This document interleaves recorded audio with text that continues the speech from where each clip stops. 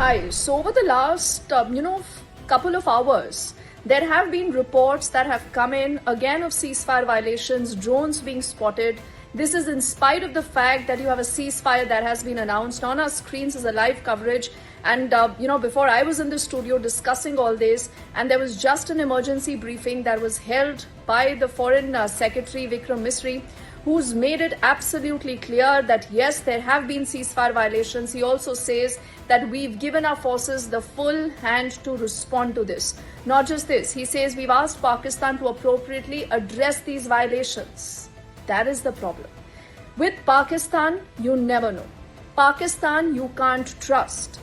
Remember, it's just been a couple of hours, in fact, just 3 hours after the announcement of that formal ceasefire between India and Pakistan. Pakistan back to doing what it does best: treachery, lies, deceit, diversion. But this time around, can the world continue to give such a long rope to Pakistan? Who's in charge in Pakistan? Who's calling shots? We do not know.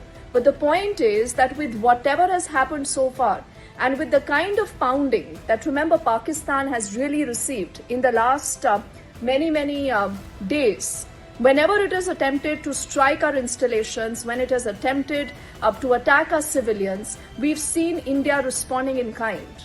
But this clearly again is an escalation. So what could happen? This is again, my sense, going to be a long night when it comes to what's been happening vis-a-vis Pakistan.